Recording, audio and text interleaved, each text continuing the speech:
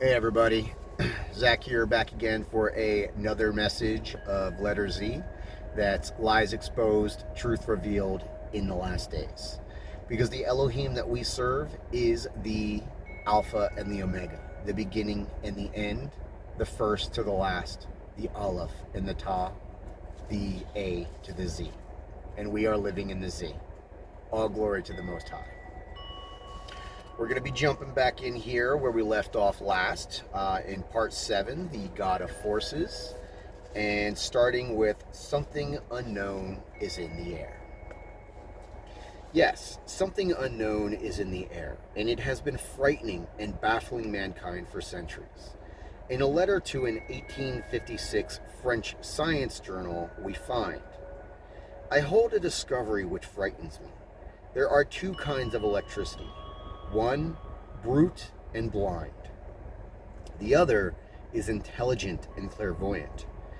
The electrical ball, or the globular electricity, contains a thought which disobeys Newton.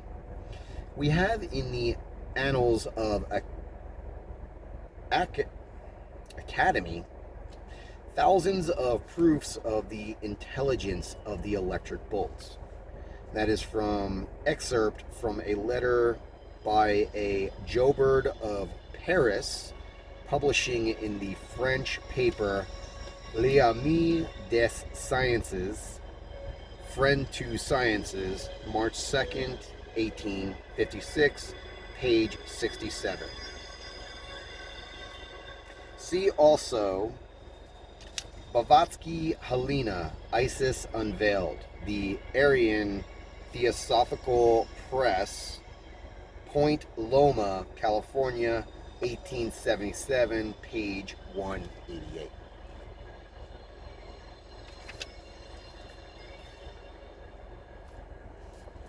Although this sounds sensational, 21st century man is not exempt from the astounding statements, reports that fall along the same lines have been going on for a long time.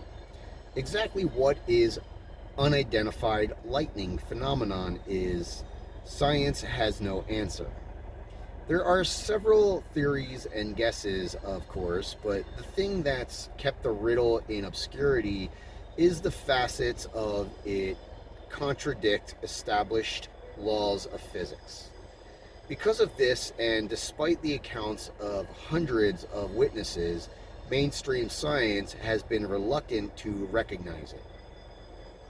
Pertinent to the subject of this book, however, this enigma involves unexplained phenomena in the air. The uninvited kitchen guest. In 1961, a fireball was seen floating inside the kitchen of Miss Doris Wills, a resident of Gloucestershire,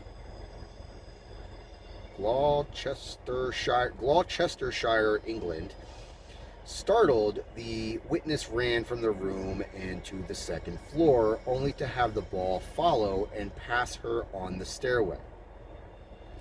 Moving into a bedroom where two young boys were, the orb then zipped out an open window, whereupon it was followed by a thunderous crash. That is from Janet and Colin Board, Unexplained Mysteries of the 20th Century, Contemporary Books, Chicago, Illinois, 1989, page 131 to 132. Invading the bedroom of children. In the 1950s, two young sisters from Lewis Center, Ohio, witnessed a ping-pong ball-sized glowing orb enter through their open bedroom window. The small ball was reportedly as bright as a light bulb, not at all like a lightning bug, much bigger and moving differently. It seemed as if the trajectory of intentional rather than random.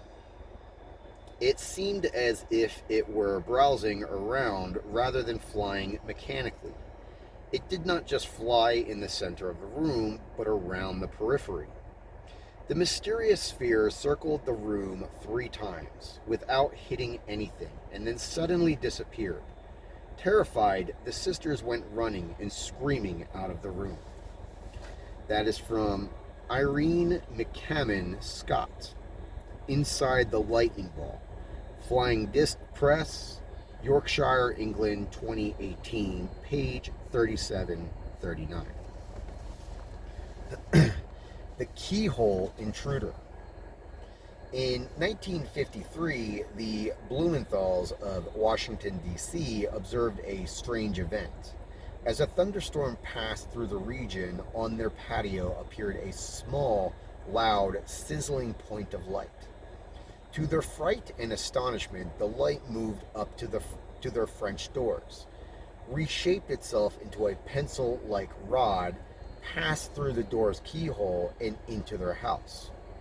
Once in the room, the intruder changed back into its former spheroidal shape. But now it was about 10 inches in diameter. After floating stationary for a few seconds, the light suddenly shot towards the ceiling and exploded.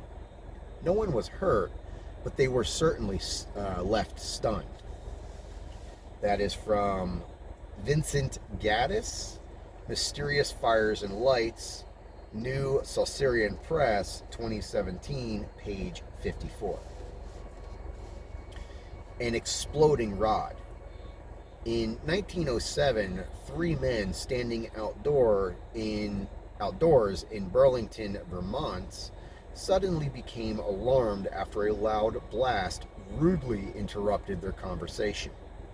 One of the witnesses, Mr. William H. Alexander, later reported, "I observed a torpedo-shaped body some 300 feet away, stationary in appearance and suspended in the air about 50 feet above the tops of the buildings. In size, it was about 6 feet long and 8 inches in diameter. The shell or cover having a dark appearance, with here and there tongues of fire issuing from spots on the surface. When first seen, it was surrounded by a halo of dim light, some 20 feet in diameter." That is from William R. Corliss, Handbook of Unusual Natural Phenomena, Avenel, New Jersey, Gramercy Books and Random House, 1977, page 22. The Fiery Juggernaut. In November 1872, 4 persons in Banbury, England, heard a whizzing, roaring sound like a passing train, which attracted their attention, and then saw a huge revolving ball of fire traveling from 6 feet to 10 feet off the ground. The smoke was whizzing around and rising high in the air, and a blast of wind accompanied it, carrying cloud of branches along and destroying everything in its way. The havoc done is very considerable.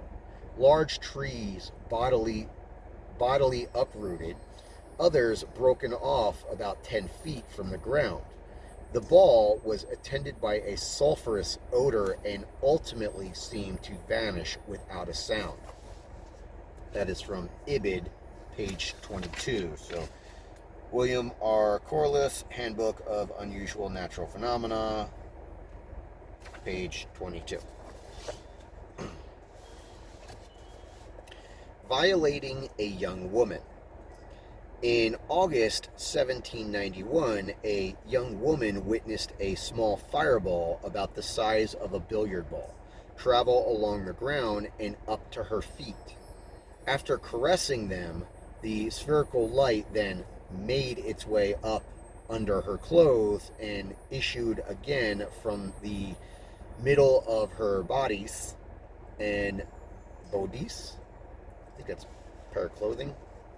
And still keeping its globular form, darted off into the air and exploded noisily. When it got under her petticoats, they blew out like an umbrella, and she fell back. 2 witnesses of the scene ran to her assistance, but she was unhurt. A medical examination revealed only a slight erosion of the skin, extending from the right knee to the middle of her breast. Her chemise had been torn in two along the same line, and there was a hole through her bodice where the thunderbolt had got out. That is from Camille Flammarion, Thunder and Lightning, London, England, Chatto and Windus, 1905, page 6 through 7. Opening doors. In another account, date unknown, a fireball fell upon the door of a house, pushed it violently open, and made its way into the kitchen. After bursting, but not apart, the fireball made its way up the chimney, from which it removed a mass of soot, smelling somewhat of sulfur. That is from Ibid, page 70. So same book, Camille Flammarion, Thunder and Lightning, so on and so forth. The Forest Menace.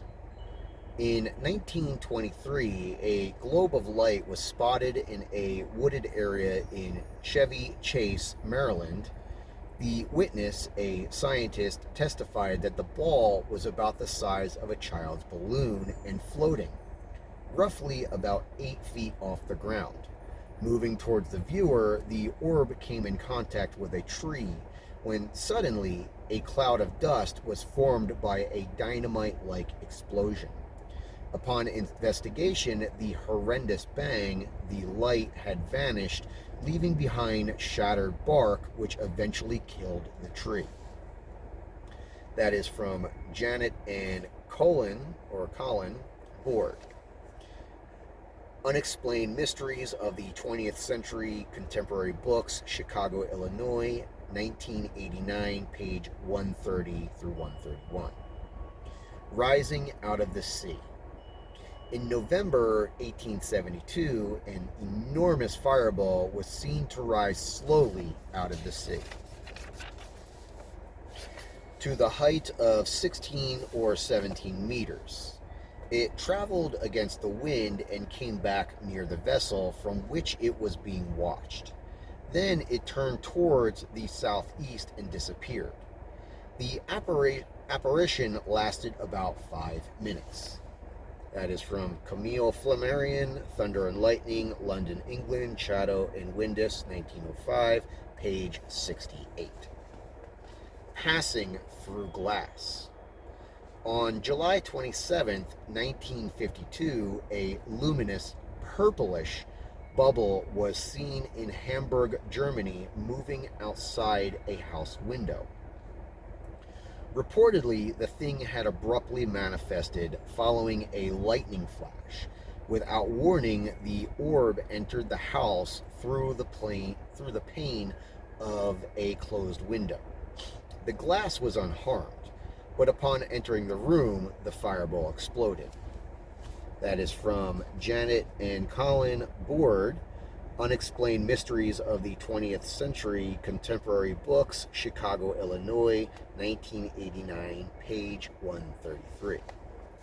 Harmless to metal and melting metal.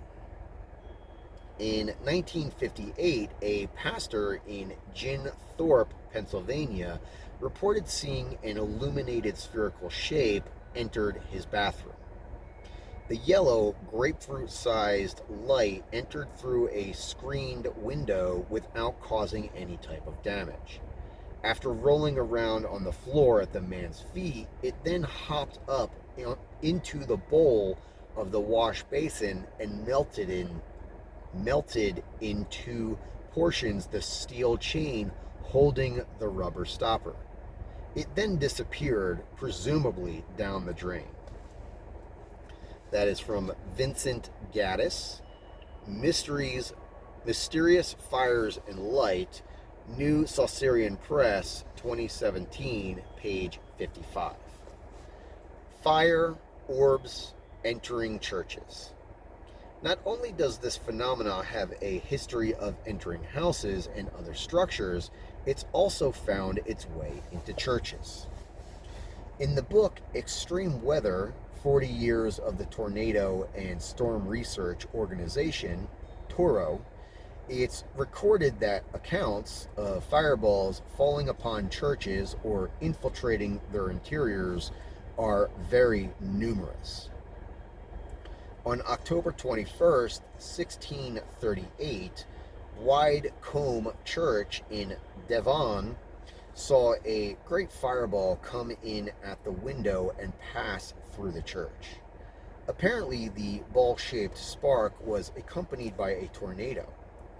Luminous phenomena associated with tornadoes may assume the aspect of fiery globes. On another occasion in 1751, a fiery globe passed between people standing by the south window. A rolling light was then seen damaging a large stone. It suddenly entered the belfry, ascended the steeple, and melted the iron wire of the chimes and clock. Then it threw a large bell off the brass it hung upon. The ball seemed to defy gravity and cause successive episodes of structural damage without dissipating its energy. That is from Robert K. Doe, Extreme Weather, Chichester, John Wiley and Sons, West Sussex, UK, 2016, page 215 through 216. The Gremlins of the World War II. On November 23, 1944, the 415th Night Fighter Squadron, a United States Air Force unit, encountered 8 or 10 red-orange ghostly balls of light. Pilots reported that the lights were moving through the air at a terrific speed. The apparitions then vanished, only to appear farther in the distance. Then, without warning, they disappeared completely. Nothing was seen or on radar. However, soon afterward, reports of aerial encounters with the strange spheroids or similar began cropping up the world over. The aerial lamps were known to follow, play with, and tease fighter and bomber pilots. They would appear singularly or in groups. The unexplained objects generally became known as Foo Fighters, a corruption of the French word feu, spelled F-E-U, meaning fire. They were also often called Kraut balls, Kraut meteors by the RAF, and gremlins. Concerning this mystery, the following 2 pages show newspaper clippings from the time. That is from Ronald Story, the Encyclopedia of Extraterrestrial Encounters, New American Library, New York, New York, 2001, page 202 to 203. The cockpit creature. In 1958, an Irish airline commercial plane had a large, orange, fiery sphere materialize between 2 pilots. The crackling, hissing ball then floated about the cockpit, down the aisle, and exited via the rear bulkhead by passing through it. According to one of the pilots who witnessed the event, apparently this sort of thing is encountered by airlines around the world several times a year. That is from Janet and Colin Board, Unexplained Mysteries of the 20th Century, Contemporary Books, Chicago, Illinois, 1989, page 133. As Silent as Death. As a result of this persistent mystery, longtime researchers of the strange and unusual, Colin and Janet Board, have asked the question, is there perhaps a life form unknown to us which can make itself visible as a ball of light?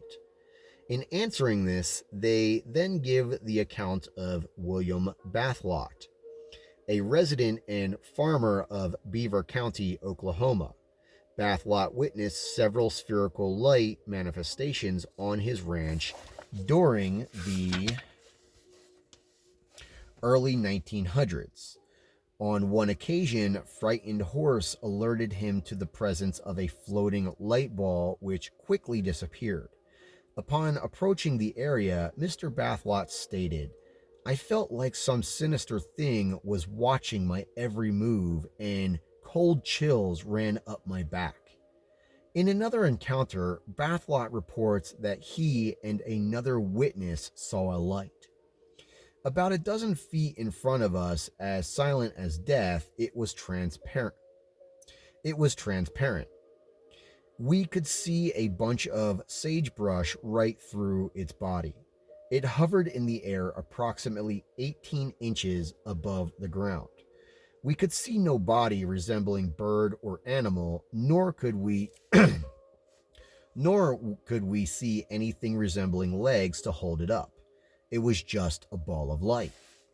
That is from Janet and Colin Board, Unexplained Mysteries of the 20th Century, Contemporary Book, Chicago, Illinois, 1989, page 145. Eerie fireballs place German planes in West. Night Fighter Base, France, American fighter pilots engaged in flying night intruder missions over Germany report the Nazis have come up with a new secret weapon. They are mysterious balls of fire that race along beside their planes for miles like will-o'-the-wisps. Yank pilots have dubbed them Foo Fighters, and at first thought they might explode, but so far there is no indication that any planes have been damaged by them. Some pilots have expressed beliefs that the Foo Fighters was designed strictly as a psychological weapon.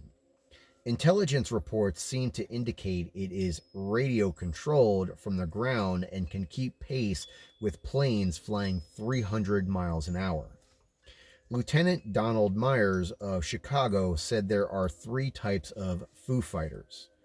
Red balls of fire that fly along at wingtip, a vertical row of 3 balls of fire that fly in front of the planes, and a group of about 15 lights that follow the plane at a distance, flickering on and off. This is a newspaper clipping from the February 21st, 1945 issue of the Laurel Outlook, page 7. This isn't exactly a picture, but it's the clipping, so I'll kind of treat it like a picture and show you guys. Here we go.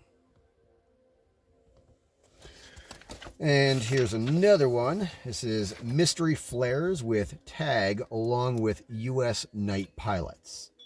Yanks call Nazi weapon a Foo Fighter.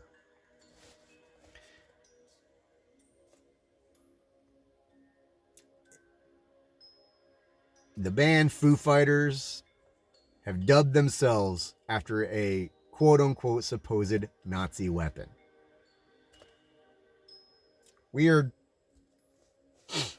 A U.S. night fighter base, France, January 1st, AP, the Nazis have thrown something new into the night skies over Germany. The weird, mysterious Foo Fighter. Balls of fire which race alongside the wings of American fighter planes, flying intruder missions over the Reich.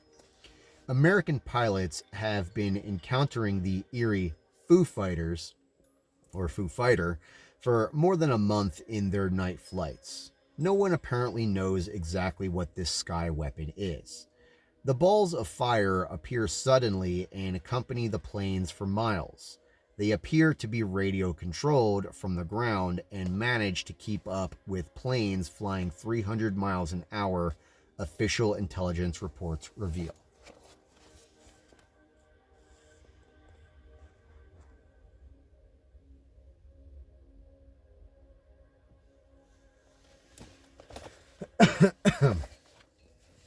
Chasing a police helicopter.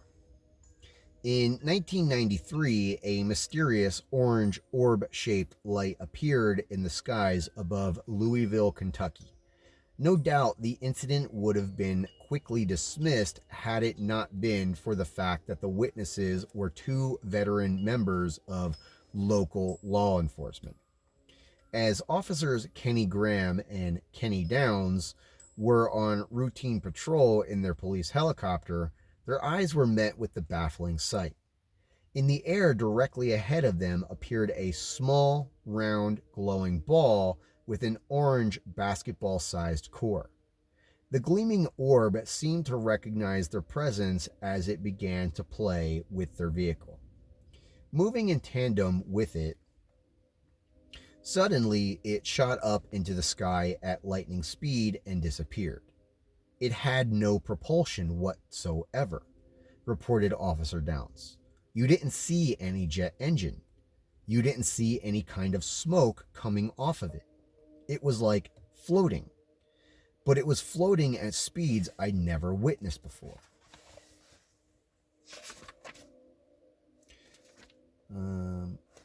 So here's the excerpt for the last newspaper clipping that I just showed you. This is for a newspaper clipping from the January 2nd, 1945 issue of the Chicago Daily Tribune. Just when the officers thought the encounter was over, the thing returned. This time, the light began chasing them, reaching speeds of 100 miles per hour. Two more Jefferson County police then spotted the orb from the ground. They attempted to give chase in their cruiser, but the thing was too fast. The flying object then appeared to fire upon the helicopter as three small balls of fire shot out of it and directly at the police. As the pilots quickly maneuvered to avoid being hit, they soon realized that the strange encounter was gone. I just wish somebody would come forward, say, "Hey, this is what you saw that night. This is the reason it was flying that fast. This is the reason it was circling you." But nobody ever has. Despite years of ridicule and ribbing, the officers still stand by their story, and they still have no clue what was witnessed in the air that night. That is from Haunted Highway, Kentucky UFO Chase, first aired September 14th, 2011. Weatherman Witness. Storm tracker Jim Cantor of the Weather Channel encountered this phenomena as a boy.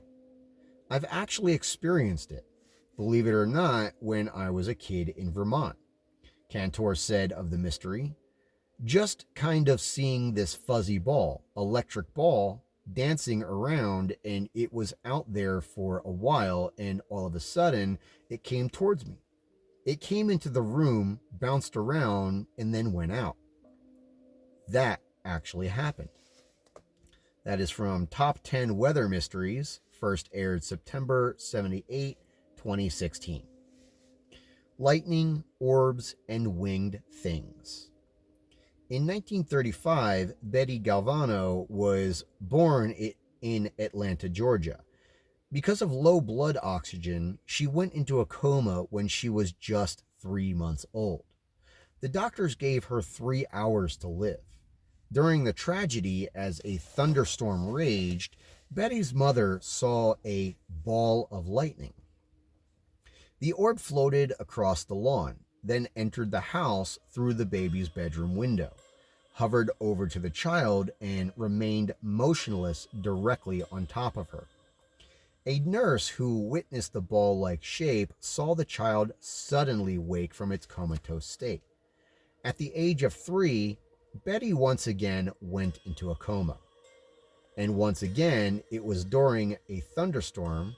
According to Betty, when the lightning stopped, she awoke to see a lady with wings dancing outside her bedroom window. Scripture associates sightings of winged women with wickedness. That is from John S. Friedman, Out of the Blue, Delta Trade Paperbacks, New York, New York, 2008, page 202. See Zechariah 5, 5-11 regarding winged women. Meteorologist and Weather Channel personality Jim Cantor witnessed a floating light orb as a child. That actually happened, Mr. Cantor affirms. Here's the picture for that. Mr. Cantor and the Weather Channel. Glowing blue light smashes through house. In 2017, Mr. Michael Dodd of Devon, a county in southwest England, found himself both terrified and stunned after a luminous blue ball entered his house through a window crossing his lounge and passed through his patio doors. It frightened the life out of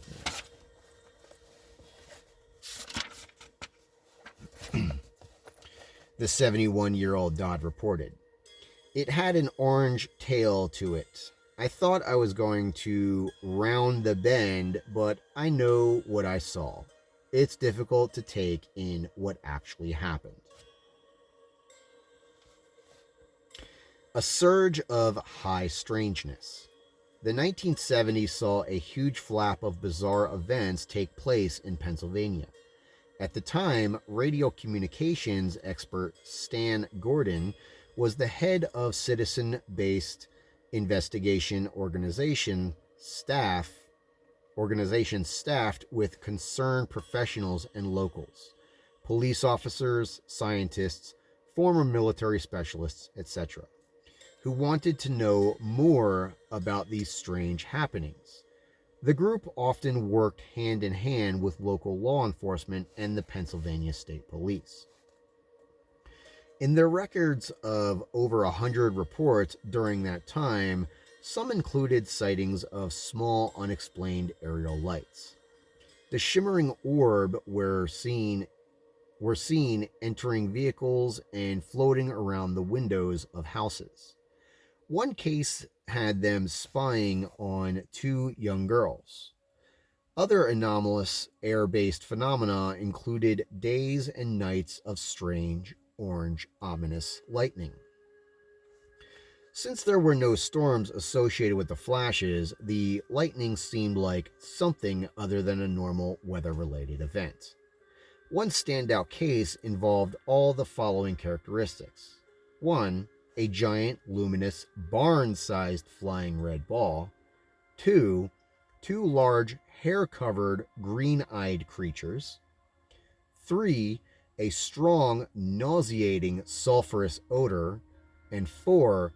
Demon-like possession of the witness who began viciously and unexpectedly glowing like an animal before growling like an animal before passing out. In the days immediately following the incident, the witness began having visions of strange, hooded men dressed in black and began talking about end-of-the-world events. This is despite the fact that he was not a religious man, so these comments were out of place for him. On one night in September 1973, startled witnesses admitted to observing a giant, hairy man-like thing carrying a small, glowing sphere. As the creature ran across the road and into a wooded area, another strange object was seen maneuvering in the sky above the woods, where it projected down a beam of light. On a different night, fellow team member Barry Clark was accompanying onlookers of extremely unusual lights, almost like a swarm of gleaming fireballs in the sky. According to Stan Gordon, the event of that night had a profound effect on Barry's life. Shaken, Mr. Clark decided that he had had his fill of paranormal investigating. He quit the group. Evidently, however, the paranormal was not finished with him. In the mid-1990s, his young grandson began seeing things. He kept telling us about people that were coming into his bedroom through a hole in his ceiling, Mr. Clark said. I don't know if what I was doing back then in the 1970s triggered something and then it carried over to my grandson. I don't know how that works. I talked to another person that was involved back then that said they were afraid. That is from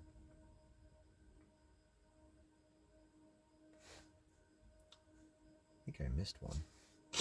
Seth Breedlove, Invasion on Chestnut Ridge, Small Town Monsters, 2017.